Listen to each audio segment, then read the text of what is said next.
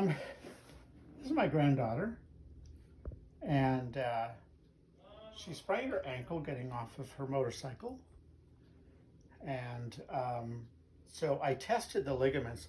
The most common ankle sprain is an inversion one with weight bearing, and it can stretch the anterior talus and fibula, talofibular ligament. And if that ligament is lax, then you will be able to draw the foot, and it's called a anterior draw test, but she's solid, okay? And on this angle, this is the one that she injured, it's absolutely solid, okay?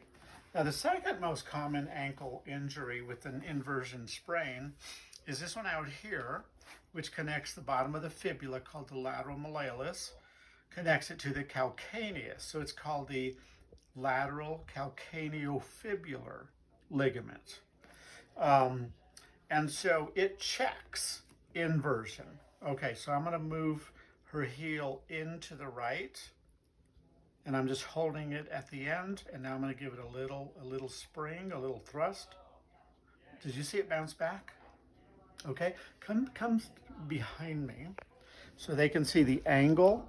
So this is a straight line here, and she has about 15 degrees of inversion, and I load it, and then I give it a little thrust, and it bounces right back with integrity.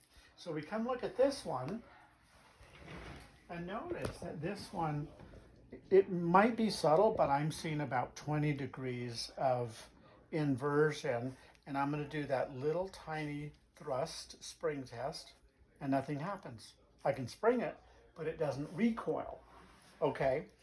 Well, the reason I don't believe it's really stretched, I actually believe it's shortened, because this lateral malleolus is lower than the left one, okay?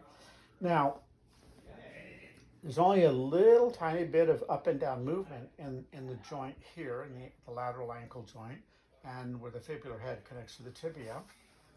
So I'm going to hook underneath the bottom of the fibula. Do you feel that little load I gave it? Yeah. Okay, and it comes to a stop, right? And now I'm going to thrust it, and it had a little give and it sprung back. Did you feel that? Okay, so we're going to do the same thing on this side. So I stabilize tibia, okay, and I come underneath the lateral malleolus, and guess what? There's no movement at all. I can't take up the slack. It's stuck downward, and it doesn't go upward readily. Okay, now, when it does get stuck downward with an inversion injury, the bottom of the fibula, the malleolus, lateral malleolus, moves forward. Okay, so as you're sitting here, it moves towards the ceiling. Okay, and I'm going to try and spring towards the floor, and it doesn't give it all. I'm going to come underneath it and try and spring up towards the ceiling. It doesn't go that way either. Okay, and then I come to the top of the fibula behind, which is called the fibular head, and you've retained movement here. Do you feel that little give? Very good. Okay, so the treatment is really so simple. I do want to just make sure your cuboid has good vertical, good up and down mobility, and it does. And make sure your midfoot has that as well. And those motions are all good. Your ankle has good spring at the end of dorsiflexion. So I'm just going to hook it like this. Okay, I just load it, and I'm going to oscillate it 30 times. And I know you can't see it, but you feel it, right? What am I doing to your ankle? So like stretching it, feels like kind of a little bit of a pull. So which way is it moving? Up this way. Up towards your knee. Yeah.